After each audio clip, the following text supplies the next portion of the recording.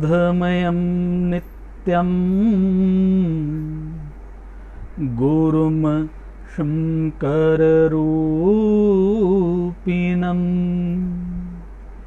यमाश्रितो हि वक्रो चन्द्रः सर्वत्र वन्द्यते। श्री गुरुचरण कमलेभ्यो नमः।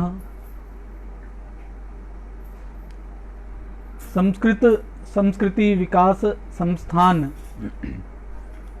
के राष्ट्रीय अध्यक्ष श्रीमान विनोद जिंदल जी और राष्ट्रीय महासचिव श्रीमान प्रदीप बंसल जी को मैं प्रणाम करता हूं, जिन्होंने आज लॉकडाउन के समय में इस एक प्रकल्प का शुभारंभ किया, जिस प्रकल्प के माध्यम से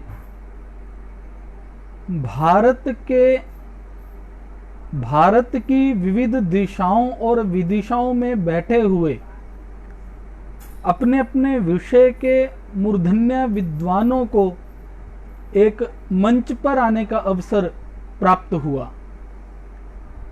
इस कड़ी में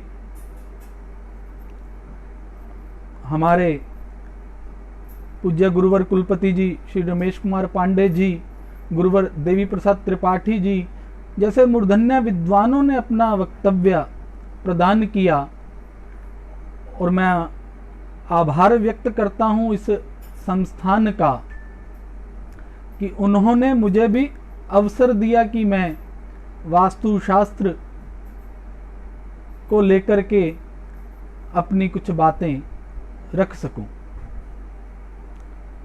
अपनी गुरु परंपरा को नमन करते हुए मैं अपने वक्तव्य का आरंभ करता हूं।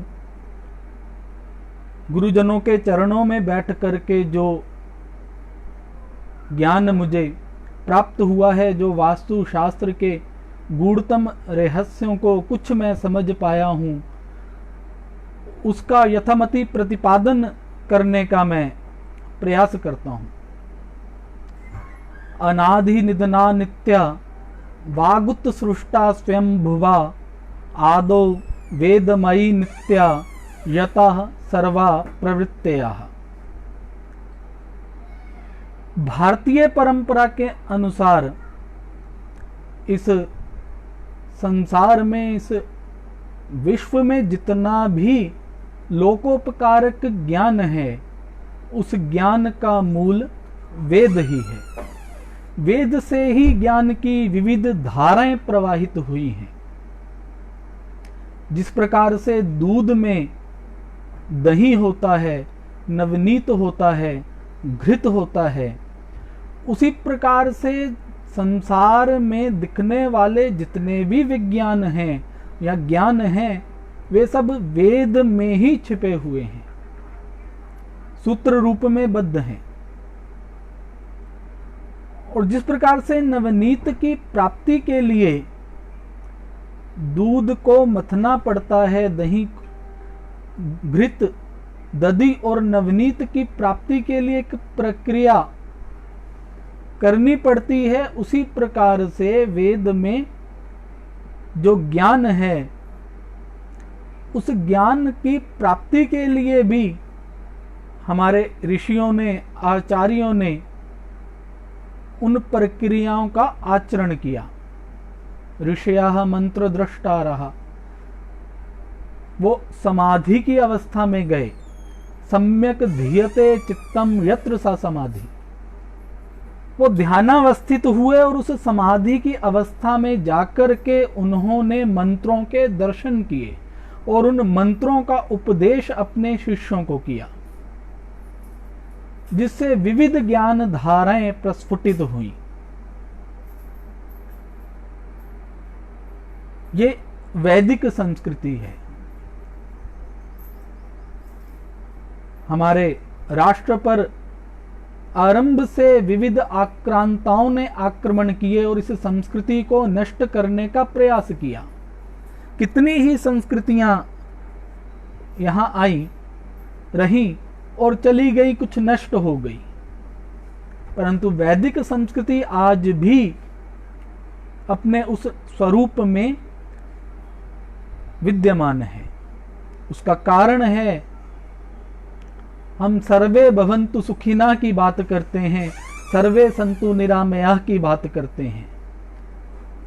हम केवल अपने सुख की बात नहीं करते, हम सर्वे भवन्तु सुखिना, सब सुखी हो, सभी निरोगी हो। हम यह नहीं कहते कि मैं ही सुखी हूं, मेरे साथ सब सुखी हो। सबको साथ लेकर चलने की बात वैदिक संस्कृति करती है और इसीलिए यह संस्कृति आज भी अक्षुण्ण है।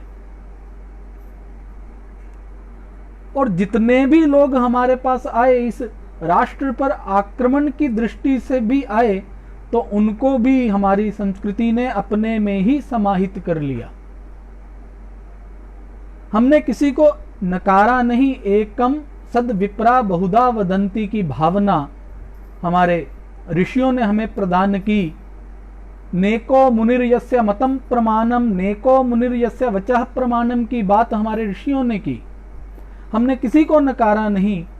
जिसने वेद की सत्ता को नहीं माना, उसको भी हमारे यहाँ चारवाक दर्शन कहकर एक सम्मानित स्थान दिया गया।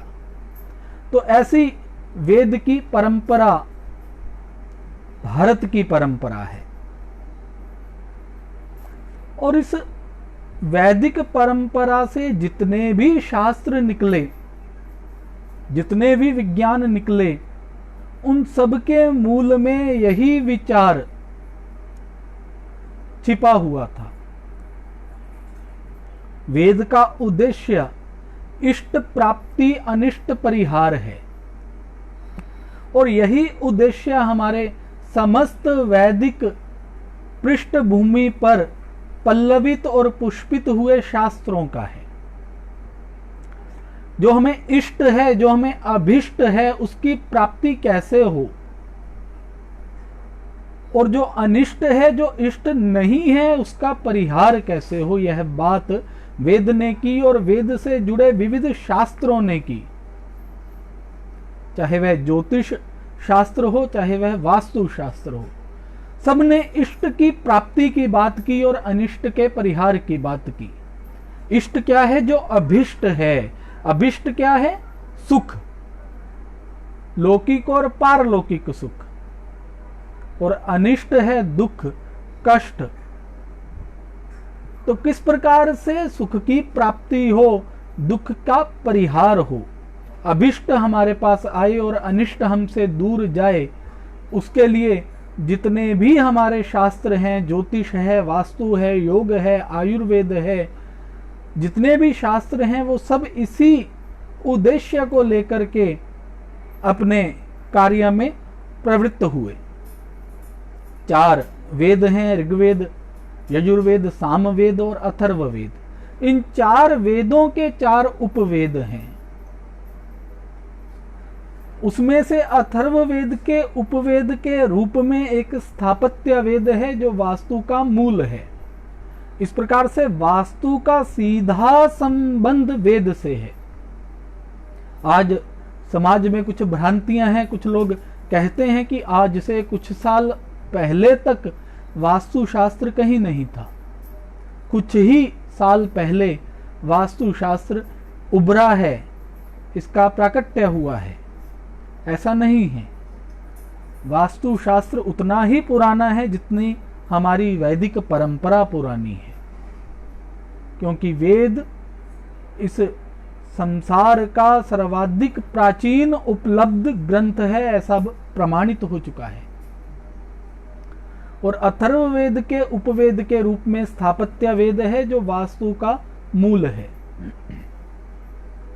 और दूसरा वास्तु का संबंध 6 वेदांगों में से 2 वेदांगों के साथ है, जिसमें से एक वेदांग ज्योतिष वेदांग है और दूसरा कल्प वेदांग है।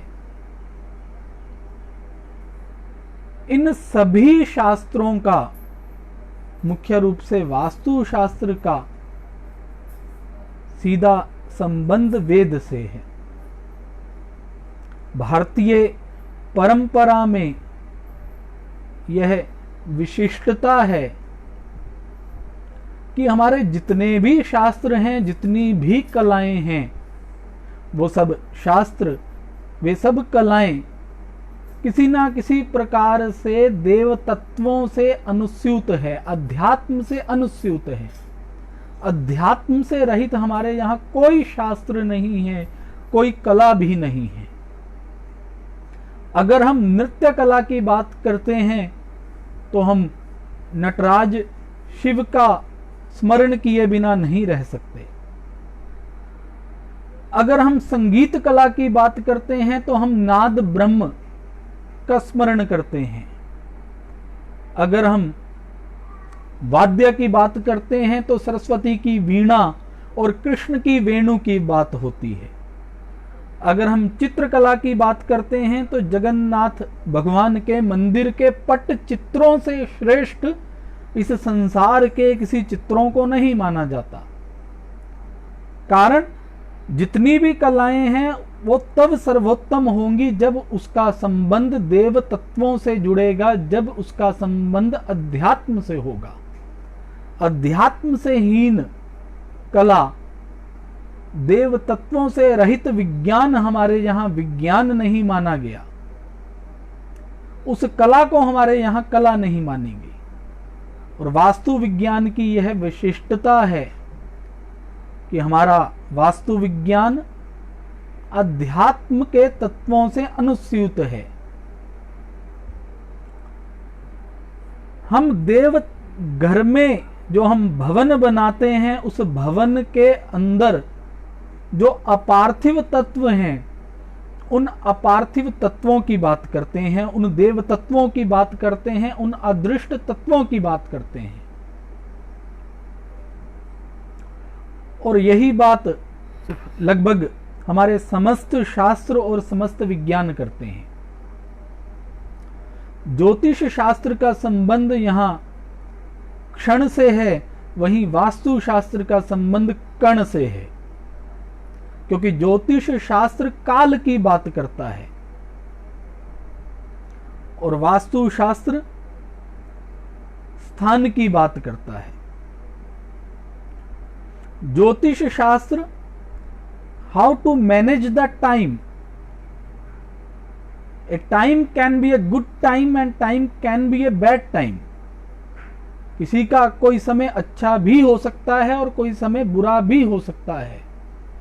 और उस समय का ज्ञान अगर किसी शास्त्र ने किया तो वह ज्योतिष शास्त्र ने विचार किया। किस व्यक्ति के लिए कौन सा समय अच्छा है और कौन सा समय अच्छा नहीं है, इसकी चिंता ज्योतिष विज्ञान ने की। और वास्तु विज्ञान ने यह कहा कि कौन सी भूमि किस व्यक्ति के लिए शुभ है और किस व्यक्ति के लिए शुभ नहीं है, इसका विचार वास्तुशास्त्र ने किया। जिस प्रकार से जो कृषक है वो भूमि के गुण धर्मों को देख कर ही बीजारोपण करता है। कौन सी भूमि किस फसल के लिए सर्वोत्तम है, उसका ज्ञान एक कृषक रखता है। और अगर वह उसी भूमि के अनुरूप बीजारोपण उस भूमि पर करता है तो उसको एक अच्छी फसल की प्राप्ति होती है। अगर वो उससे विरुद्ध गुण धर्मों से युक्त फसल बीजारोपण उस भूमि पर करता है तो उसको अच्छी फसल प्राप्त नहीं होती। और भारतीय वास्तु विज्ञान भवन में छुपे हुए उन्हीं अदृष्ट तत्वों की बात करता है। यही एक बात है जो भारतीय वास्तु विज्ञान को आधुनिक वास्तु विज्ञान से अलग करती है। जो मॉडर्न आर्किटेक्चर है वो केवल पार्थिव तत्वों की बात करता है, केवल ईंट, गारा, पत्थर, इनसे भवन का निर्माण किस प्रकार से किया जाए। सुंदर से सुंदर भवन किस प्रकार से बनाया जाए। हमारे पास जितनी जगह है, जितना हमारे पास स्थान है, जितना एरिया है, उसका मैक्सिमम यूटिलाइजेशन कैसे हो, यह मॉडर्न आर्किटेक्चर की थ्योरी है कि व्यक्ति को किस प्रकार से सीमित संसाधनों में एक मकान, एक भवन बना करके दिया जा सके, जिससे वह उस भवन में रह सके और वह भवन देखने में बहुत सुंदर हो। यह मॉडर्न आर्किटेक्चर कहता है। पर भारतीय वास्तुशास्त्र इससे एक कदम आगे बढ़ करके कहता है कि भवन दिखने में सुंदर तो हो, उसके साथ ही साथ वो ऐसे भवन को बनाने की बात करता है जिस भवन में प्रवेश करने के बाद उस भवन में रहने वाले लोगों को सुख की प्राप्ति हो सके, समृद्धि की प्राप्ति हो सके, शांति की प्राप्ति हो सके। ऐसा ना हो कि भवन बहुत सुंदर है पर उस भवन में जाते ही लोग कष्ट से पीड़ित होने लगे हैं, वो दुख से पीड़ित होने लगे हैं। तो ऐसे सुंदर भवन का कोई औचित्य नहीं है। तो वास्तु विज्ञान ऐसे भवन की बात करता है, ऐसे घर को बनाने की बात करता है, जो घर, जिस घर में रह करके मानव को सुख मिल सके।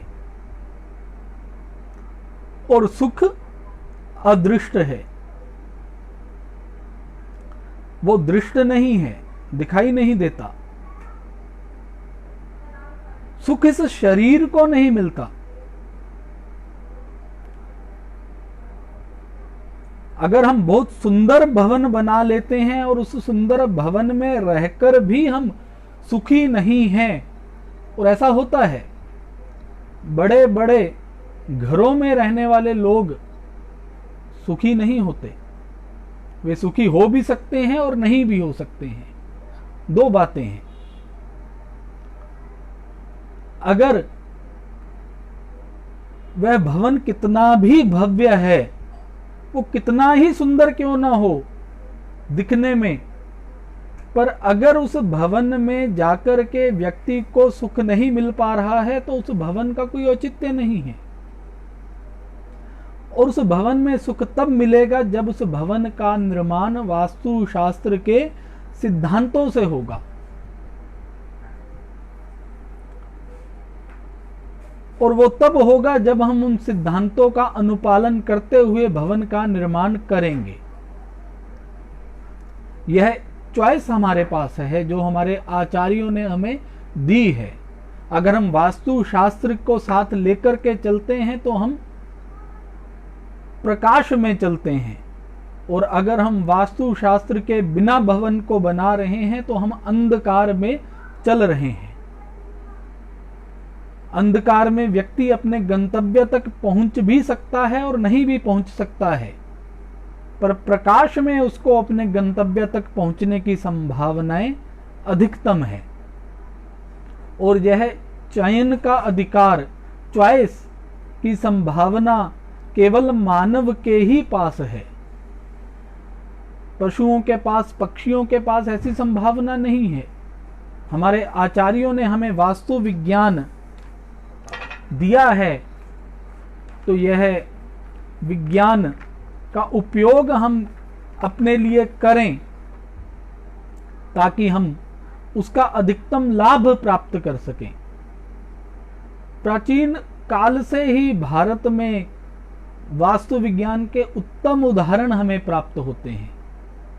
अगर हम महाभारत के काल की बात करें तो कुछ विद्वानों का मत है कि महाभारत के युद्ध का मूल कारण उस समय का जो वास्तु विन्यास था वही था। ऐसी उस समय की इंजीनियरिंग थी। ऐसा महल बनाया गया था कि यहां जल था, वहां थल दिखाई दिया दुर्योधन को, और यहाँ थल था वहां जल दिखाई दिया। हम सब उस कथा से परिचित हैं। और शायद अगर ऐसा ना हुआ होता और दुर्योधन जल और थल की दुविधा में ना पड़ा होता तो शायद द्रौपदी उसको ना कहती कि अंधे का पुत्र अंधा है, और शायद महाभारत का युद्ध ही ना हो पाता। तो विरुद्ध वास्तु किस प्रकार से विनाश की तरफ ले जाती है, ये एक विचार है। और दूसरा हम सोच सकते हैं कि उस समय की जो वास्तुकला थी, जो इंजीनियरिंग थी, वो कितनी उत्तम कोटि की थी। आज हम सेंसर तक पहुंच गए हैं, दरवाजे अपने आप खुल जाते हैं, पर उस समय की जो वास्तुकला थी वो कितनी उच्च कोटि की थी कि जहां जल था वहां जल दिखाई नहीं देता था, वहां भूमि दिखाई देती थी, और यहां भूमि थी वहां जल दिखाई देता था। तो अभी जो आधुनिक वास्तु विज्ञान है, मॉडर्न आर्किटेक्चर है, वो उस दिशा में आगे बढ़ रहा है, और निश्चित रूप से एक दिन वो उस स्थान को भी प्राप्त कर लेगा। तो मैं बात कर रहा था अदृष्ट तत्वों की, जिसके चिंता वास्तुशास्त्र करता है। हमारा जो संबंध है वो भूमि के साथ अटूट जुड़ जाता है, जिसके कारण भूमि हमें प्रभावित करती है। कहते हैं कि व्यक्ति के गुण भूमि में चले जाते हैं और भूमि के गुण व्यक्ति में आ जाते हैं। हम देखते हैं कि एक स्थान विशेष में रहने वाले लोगों का स्वभाव अलग ही तरह का होता है। अगर हम बात करें तो पंजाब में रहने वाले लोगों का जो स्वभाव होगा, जो प्रकृति होगी, जो नेचर होगी, वैसी नेचर शायद बिहार में रहने वाले लोगों की नहीं होगी, और बिहार में रहने वाले लोगों का जो स्वभाव होगा वैसा स्वभाव महाराष्ट्र या गुजरात में रहने वाले लोगों का नहीं होगा। और उसका कारण है उस भूमि के गुणों का व्यक्ति में आना। जो भूमि के गुण हैं, जब वो व्यक्ति में आते हैं तो व्यक्ति उसी तरह से आचरण करने लगता है। इसलिए एक स्थान विशेष के लोगों के स्वभाव में, उनकी बनावट में, उनकी आकृति में एक रूपता हमें दिखाई देती है, क्योंकि भूमि का संबंध व्यक्ति के साथ जुड़ जाता है। हम जिस भूखंड पर रहते हैं हम उससे भी अपने संबंध को जोड़ लेते हैं। शायद इसीलिए कई बार 1 इंच भूमि के लिए इतने झगड़े हो जाते हैं कि कोई अपनी 1 इंच भूमि भी नहीं छोड़ना चाहता, और वो मुकदमों तक की नौबत आ जाती है, लड़ाई झगड़े की स्थिति आ जाती है, मरने मारने पर लोग उतारू हो जाते हैं। कारण कि उस भूमि में सजीवता है। अगर वह निर्जीव होती, अगर वो केवल एक पत्थर का, एक मिट्टी का टुकड़ा है, तो ऐसा संबंध हमारे साथ क्यों उसका जुड़ गया है कि हम उस मिट्टी के टुकड़े के लिए किसी को मरने मारने पर उतारू हो जाते हैं। इसका अभिप्राय है कि उस भूमि का संबंध हमसे कुछ जुड़ जाता है, और वह भूमि हमें प्रभावित करती है, वह भूखंड हमें प्रभावित करता है, और उस प्रभाव की चिंता वास्तुशास्त्र में की गई है। वास्तु में ही नहीं, हमारे यहाँ जितने भी शास्त्र हैं वो उसी प्रभाव की, उसी देव तत्वों की बात करते हैं, क्योंकि हमारे यहाँ यत पिंडे तत् ब्रह्मांडे की बात की गई है, जिसको आधुनिक वैज्ञानिकों ने माइक्रोकोस्म और माइक्रोकोर्म की बात कही। A man is a laser universe, ऐसा पार्सेलस एक आधुनिक मॉडर्न साइंटिस्ट हुए हैं लगभग 16वीं सदी में, उन्होंने ये बात कही, और हमारी ही बात को यत पिंडे तत् ब्रह्मांडे को उन्होंने प्रमाणित किया कि जो इस ब्रह्मांड में है वही इस पिंड में भी है। ये संपूर्ण सृष्टि 5 महाभूतों से बनी है। पृथ्वी, जल, तेज, वायु, आकाश, इन 5 महाभूतों से ही इस संपूर्ण सृष्टि का, जितने भी इस सृष्टि में पदार्थ हैं, उन सभी पदार्थों का निर्माण इन्हीं 5 महाभूतों से हुआ है। और वास्तु शास्त्र इन 5 महाभूतों का सामंजस्य किस प्रकार से भवन में किया जाए, इसकी बात करता है। किस प्रकार से हम 5 महाभूतों का और प्राकृतिक शक्तियों का, चुंबकीय शक्ति, सौर ऊर्जा और गुरुत्व शक्ति, इन तीनों शक्तियों का उपयोग किस प्रकार से अपनी उन्नति और समृद्धि के लिए कर सकें, उस भवन में रहते हुए उसकी चिंता वास्तुशास्त्र ने की। 5 महाभूतों का, पृथ्वी तत्व की बात अगर वास्तु में की जाती है तो वो मिट्टी के रूप में होती है। वास्तुशास्त्र केवल दिशाओं तक सीमित नहीं है। आज वास्तुशास्त्र को केवल दिशाओं तक सीमित कर दिया गया है और इसको केवल दिक् का विज्ञान बना दिया गया है। दिक् का विज्ञान कहकर के आधुनिक वास्तुशास्त्री दिग्भ्रमित करने लगे हैं। वस्तुतः ये केवल दिशाओं का विज्ञान नहीं है, ये दिशाओं के विज्ञान से कहीं ज्यादा है, कहीं अधिक है। दिक् इस विज्ञान का एक भाग है। वास्तु का आरंभ होता है जब हम घर खरीदने की, भवन के लिए भूमि चयन की बात करते हैं। सर्वप्रथम हमें कब भवन खरीदना है, इसकी भी बात वास्तुशास्त्र ने की है। भवन खरीदने के लिए, भूखंड खरीदने के लिए उपयुक्त समय कौन सा है, किसी व्यक्ति के जन्मांग में भवन खरीदने का, भूमि का योग है भी या नहीं, इसकी चिंता भी वास्तुशास्त्र ने की है। अगर किसी के जीवन में भवन का सुख है ही नहीं तो क्या उसको भवन खरीदना है या नहीं खरीदना है, और किस समय भवन खरीदना है, भूखंड खरीदना है। जिस प्रकार से एक प्रसंग आता है कि भगवान शिव और पार्वती का आपस में संवाद हुआ, जिसमें पार्वती ने शिव से कहा कि आप महेश्वर हैं। किस तरह के आप महेश्वर हैं कि आपके पास रहने के लिए भवन ही नहीं है। तो अगर आप महेश्वर हैं तो कम से कम एक भवन तो होना चाहिए जिसमें हम रह सकें। तो शिव ने कहा कि मेरे जीवन में भवन का सुख नहीं है, मुझे भवन में नहीं रहना है, मैं भवन में सीमित नहीं हो सकता। तो पार्वती ने कहा कि नहीं, मुझे तो भवन एक चाहिए ही।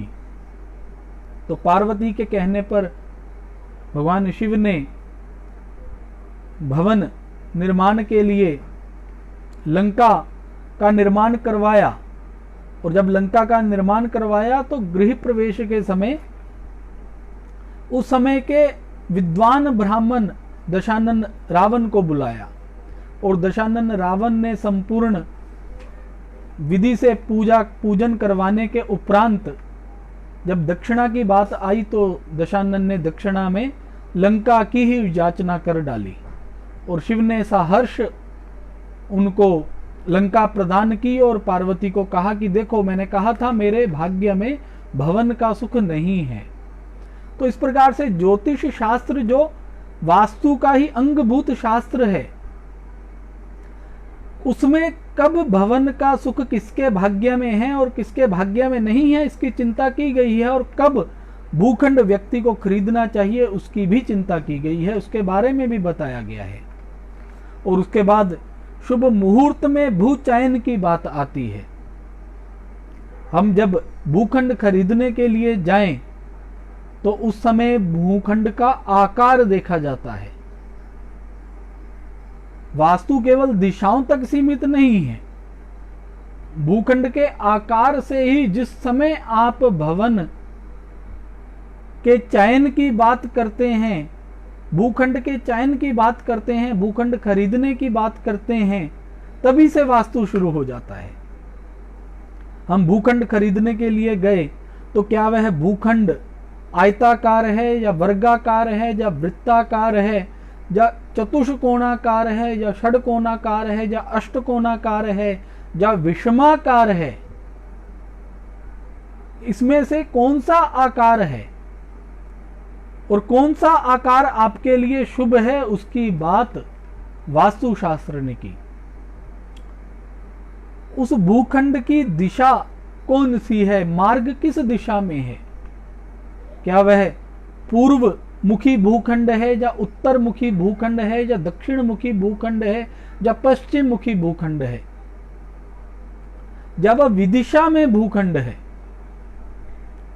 अगर वह भूखंड वर्गाकार है, आयताकार है तो वह शुभ है, अगर वह विषमाकार है तो वह शुभ नहीं है, और अगर वह वृत्ताकार है तो उस पर वृत्त निर्माण ही शुभ है, वृत्ताकार निर्माण ही शुभ है। और अगर वह पूर्वमुखी, उत्तरमुखी, पश्चिम मुखी या दक्षिण मुखी है तो ऐसा नहीं है कि दक्षिण और पश्चिम मुखी भूखंड शुभ नहीं है, क्योंकि आज यह भ्रम समाज में व्याप्त है कि दक्षिण मुखी भूखंड शुभ नहीं है या पश्चिम मुखी भूखंड शुभ नहीं है। वास्तु शास्त्र के आचार्यों ने ऐसा कहीं नहीं कहा कि पश्चिम मुखी या दक्षिण मुखी भूखंड अशुभ हैं या वो त्याज्य हैं। हाँ, उनके निर्माण में वास्तु शास्त्र के सिद्धांतों का अनुपालन अनिवार्य रूप से ही करना है। उसका निर्माण अगर वास्तु सम्मत होगा तो वह भूखंड भी हमें शुभ फल देंगे। और कुछ राशि विशेष के लिए दक्षिण दिशा भी शुभ है और कुछ राशि विशेष के लोगों के लिए पश्चिम दिशा भी शुभ है और कुछ राशि विशेष के लोगों के लिए पूर्व दिशा भी अशुभ है और कुछ राशि विशेष के लोगों के लिए उत्तरमुखी भूखंड भी अशुभ है।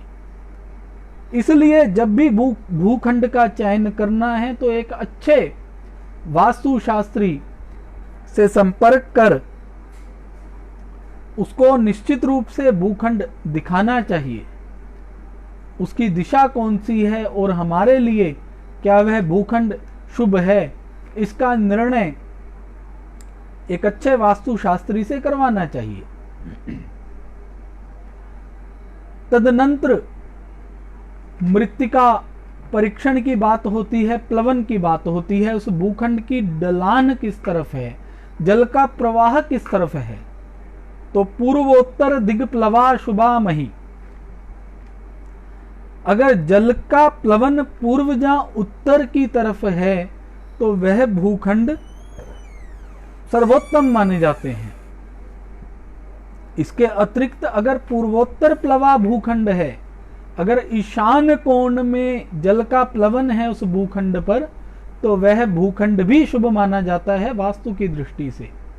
इसके अतिरिक्त अगर नैऋत्य में प्लवन है, दक्षिण में प्लवन है, अन्य दिशाओं विदिशाओं में प्लवन है तो उसका फल शुभ नहीं माना गया। विविध प्रकार के अशुभ फलों की प्राप्ति ऐसे भूखंड पर निर्माण करने पर प्राप्त होती है।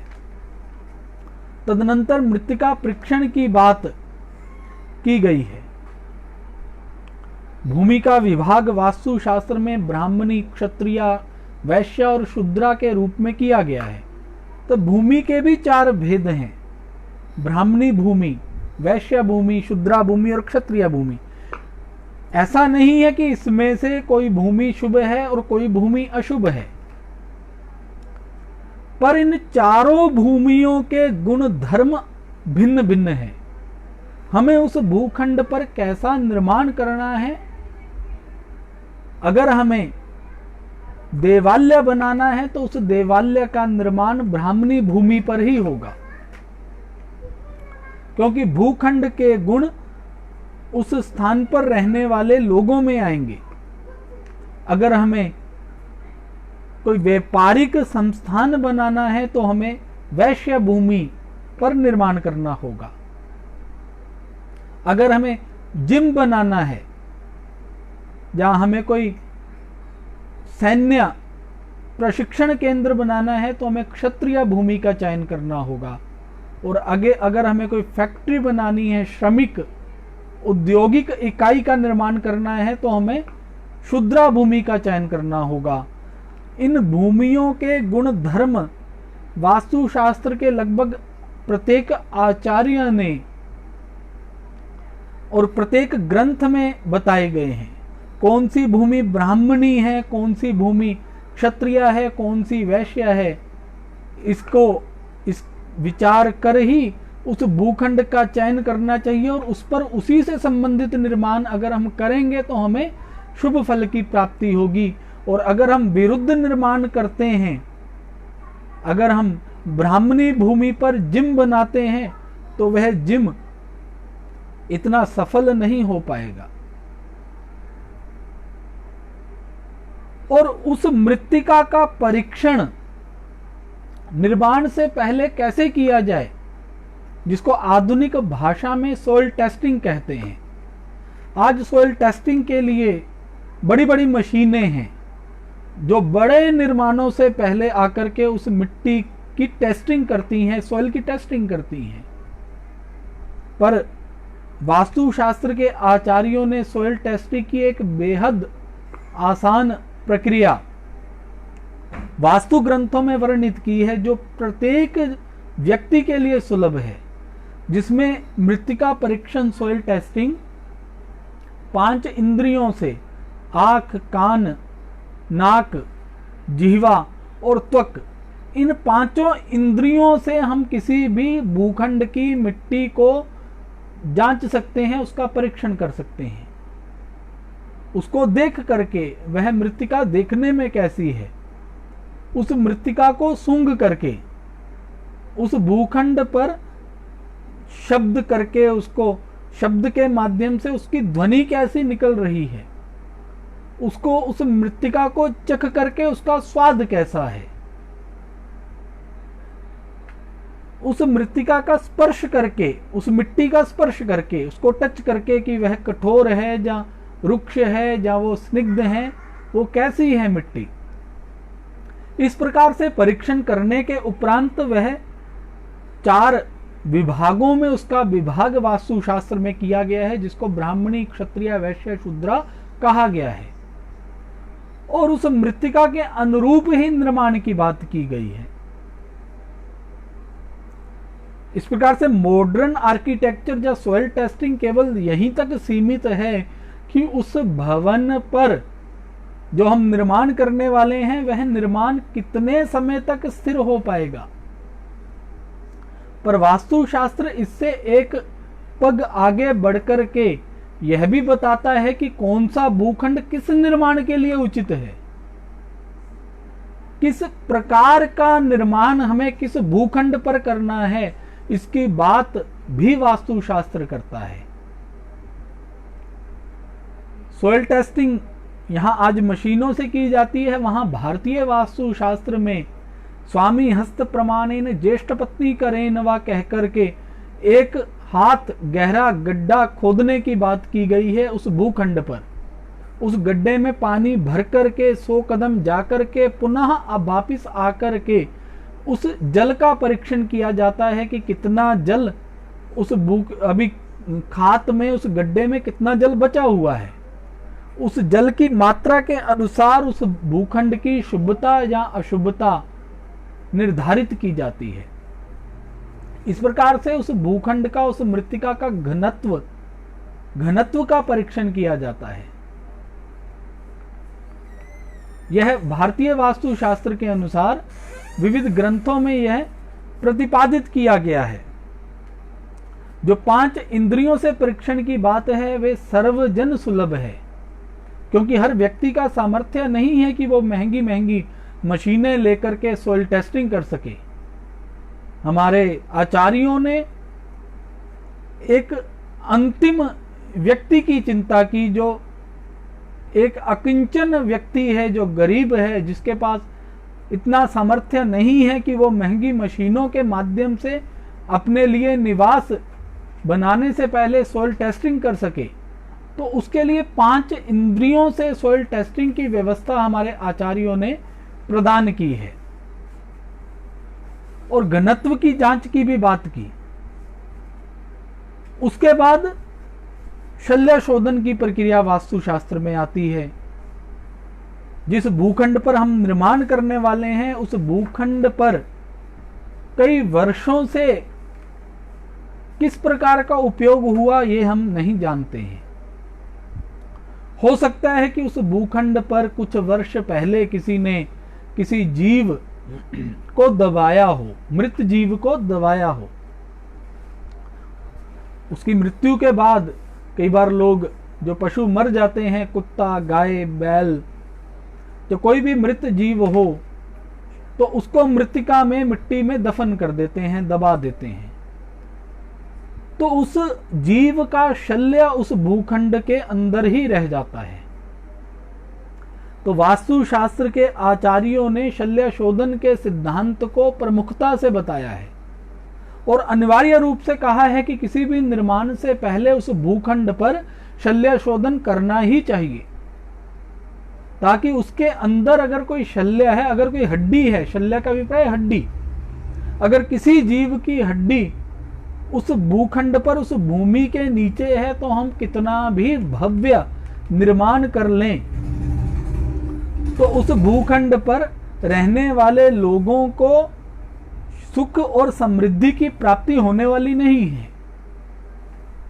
वह हड्डी किस जीव की है, उससे उस भूखंड पर रहने वाले लोगों को शुभाशुभ जो फल, अशुभ फल जो प्राप्त होगा, उस फल में भी भेद होगा। तो विविध जीवों की विविध शल्य, और शल्य केवल हड्डी तक ही सीमित नहीं है। कोई कपड़ा, कोई अन्य ऐसा पदार्थ, कोयला अगर भूखंड के नीचे है तो वह भी उस भूखंड पर रहने वाले लोगों को प्रभावित करता है। तो वास्तुशास्त्र के आचार्यों ने कहा कि शल्य शोधन किया जाए। और शल्य शोधन किस प्रकार से किया जाए?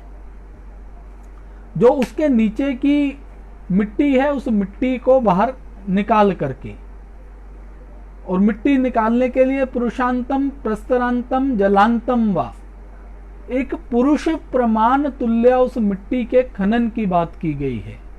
जितना एक पुरुष का प्रमाण है, लगभग 6 फीट तक कम से कम उस मिट्टी को निकाल करके, संपूर्ण अगर संभव हो तो भूखंड की सारी मिट्टी को निकाल करके उसमें से शल्य शोधन करते हुए, कहीं उस मिट्टी में शल्य तो नहीं है, उस शल्य को निकाल करके शुद्ध करके पुनः उस मिट्टी को उस भूखंड में डालना चाहिए। अन्यथा अगर सामर्थ्य हो तो नई शुद्ध मिट्टी का भी प्रयोग उस भूखंड में किया जा सकता है।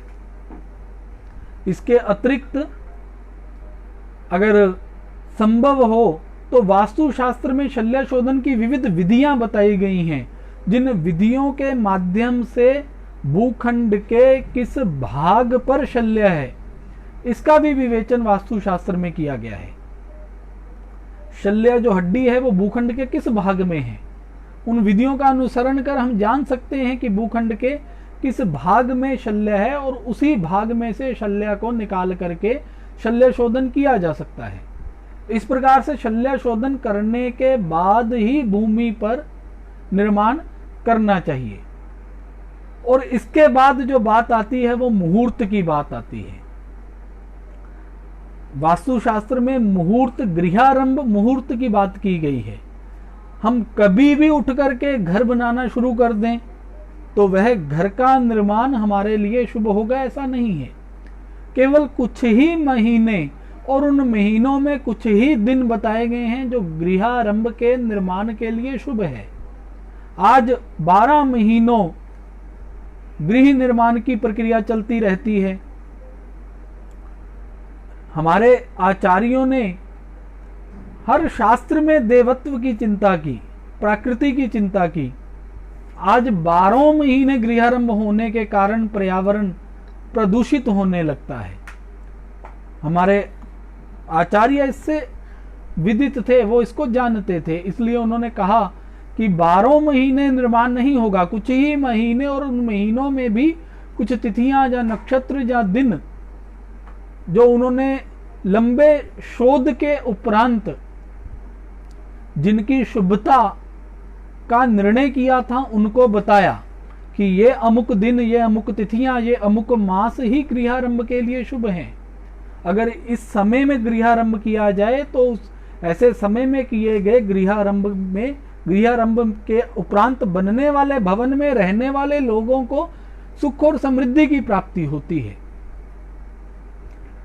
और अगर हम कुछ ही समय में गृहारंभ करते हैं, गृह निर्माण की प्रक्रिया चलती है, तो बहुत हद तक हम पर्यावरण को प्रदूषित होने से भी बचाते हैं। पिछले ही कुछ महीने पहले अक्टूबर नवंबर के महीने में दिल्ली में सरकार ने, कोर्ट ने गृहारंभ पर रोक लगा दी थी, क्योंकि पॉल्यूशन का स्तर बहुत बढ़ गया था। तो इस प्रकार से जो गृहारंभ मुहूर्त की चिंता करते हुए शुभ मुहूर्त में गृहारंभ करना चाहिए। और गृहारंभ के लिए जो प्रथम शिलान्यास करना है, और शिलान्यास से पहले राहु मुख पुच्छ विचार की बात की गई है। इस भूखंड पर, संपूर्ण भूखंड पर सर्पों का निवास है ऐसा माना जाता है, और यह सत्यता भी है। इस भूमि पर सर्प ही सर्प रहते हैं। इस भूमि के नीचे हम कहीं से खोदें और वहीं से सर्प निकल सकता है। यह संपूर्ण भूखंड उन्हीं नागों का है, इसलिए उनको धरणीधर भी कहा जाता है। और जब हमें निर्माण करना है तो निर्माण से पहले असंख्य जीव जंतु इसी भूखंड पर अपना घर बना करके रहते हैं। ये हम नहीं जानते हैं कि इस भूखंड पर किसने अपना घोंसला बना रखा है, और हम अपने निर्माण के लिए उसके घोंसले को, उसके घर को नष्ट करने वाले हैं। तो इसलिए हमारे आचार्यों ने कहा कि आपको अगर भूखंड पर निर्माण करना है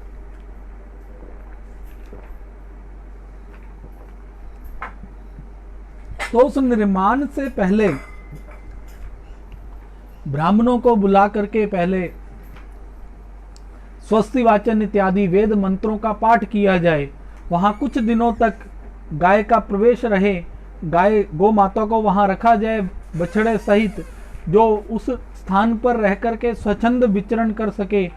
वहां गोबर इत्यादि करे, वहां गोमूत्र से, गोमेय से, गोबर से उस स्थान की शुद्धि हो, और विविध वेद मंत्रों के पाठ से भी उस स्थान की शुद्धि हो।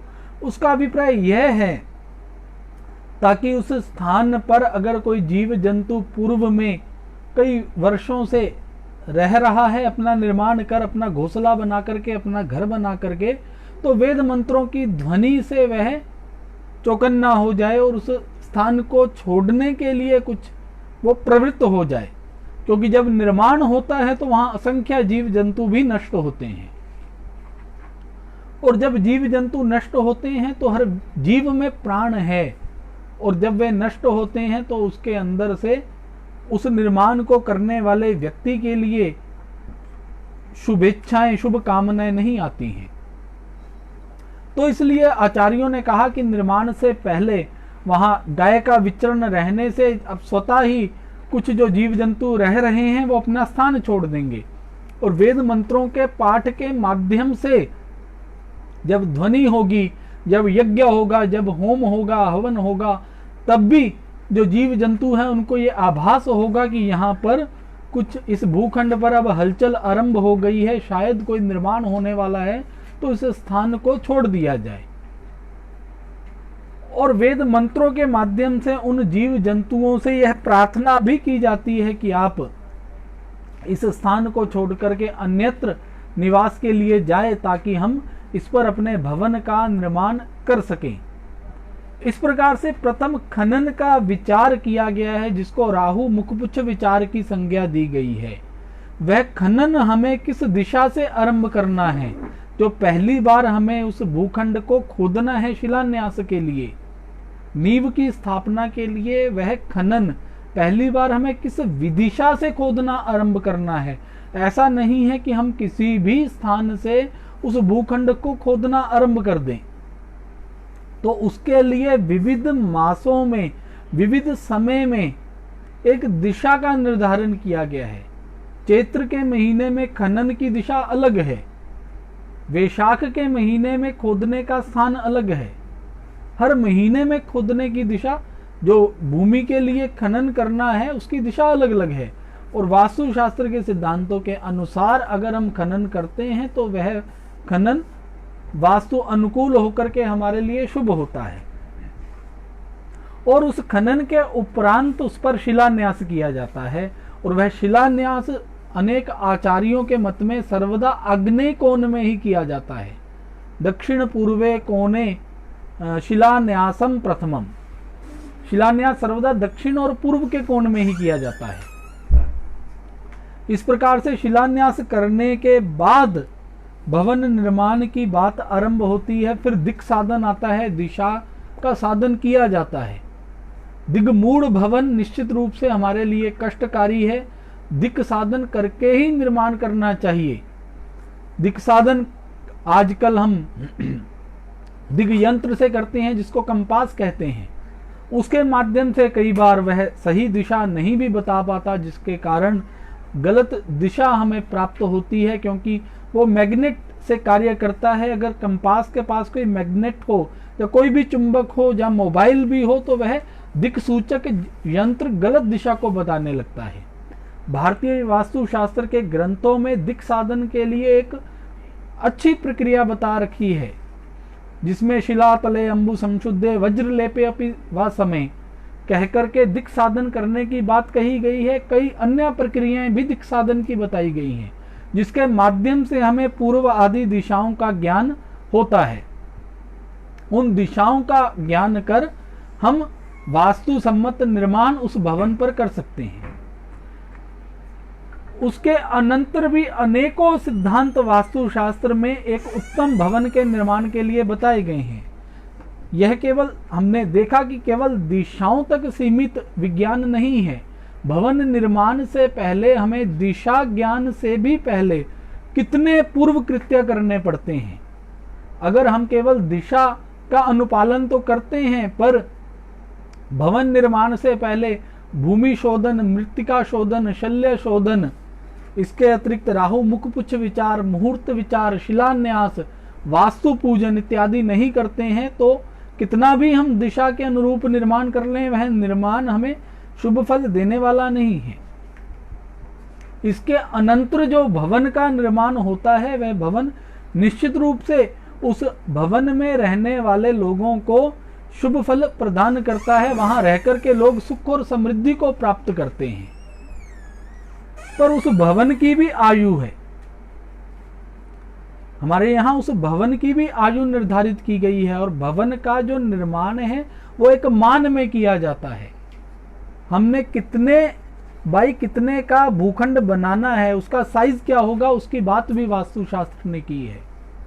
ऐसा नहीं कि वो रैंडम रहेगा, वह हर व्यक्ति के लिए निर्धारित है। उस भूखंड में रहने वाला जो स्वामी हस्त प्रमाणेन ज्येष्ठ पत्नी करेनवा, जो घर का स्वामी है, उस घर के स्वामी के हस्त के प्रमाण से ही उस घर के विविध कक्षों का साइज निर्धारित होता है। वो कितने हाथ की लंबाई का होगा और कितनी चौड़ाई होगी उस भूखंड पर बनने वाले भवन की, उस लंबाई और चौड़ाई का निर्धारण हर व्यक्ति के लिए अलग है। और उसका निर्धारण स्वामी हस्त प्रमाणेन की बात की गई है। जो उस भूखंड का स्वामी है, उसके हाथ के अनुसार जिस प्रकार से जो हम कपड़ा पहनते हैं वो हर व्यक्ति के लिए अलग अलग है।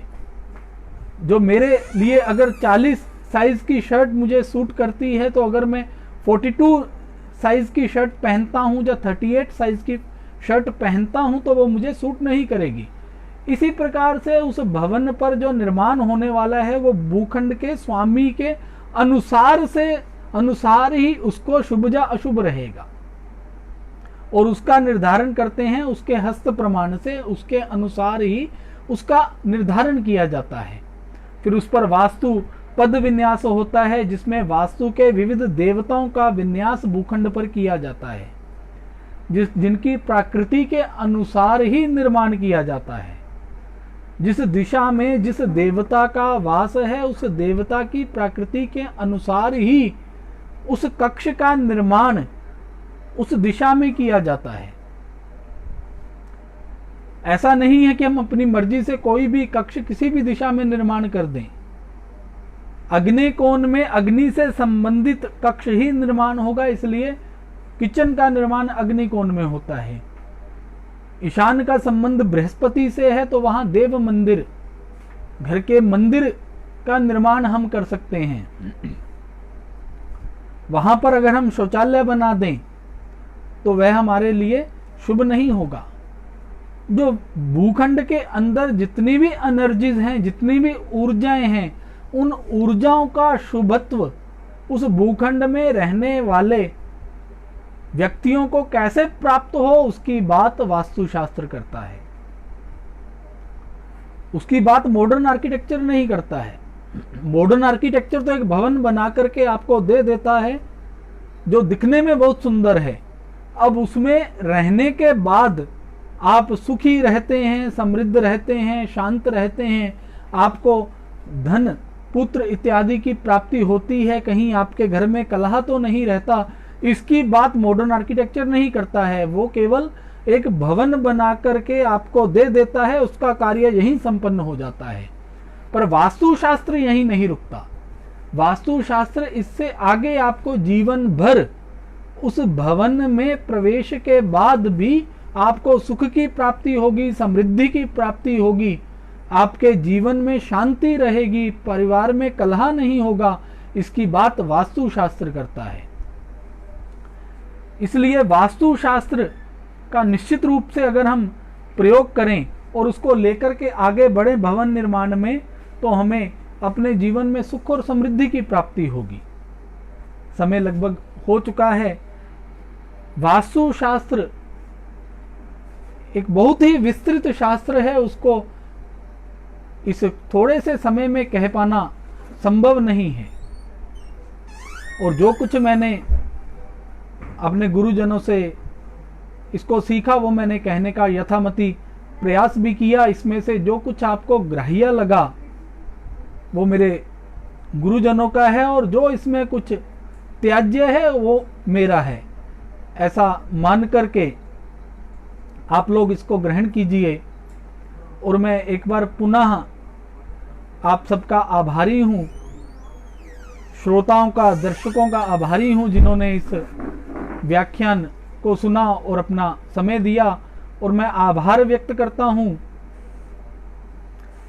संस्कृत संस्कृति विकास संस्थान से जुड़े समस्त जनों का, उनकी अध्यक्ष श्रीमान विनोद जिंदल जी का और उनकी टीम का, जिन्होंने यह एक प्रकल्प किया है जिसके माध्यम से विविध भारतीय विद्याएं लोगों के सामने आ रही हैं।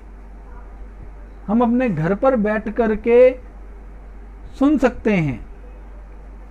योजकस्तत्र दुर्लभः, निश्चित रूप से वह संयोजक हैं, उन्होंने यह व्यवस्था बनाई है और इसके लिए वह धन्यवाद के पात्र हैं। इतना कहकर के मैं अपनी वाणी को विराम देता हूं और आप सबको प्रणाम करता हूं। धन्यवाद।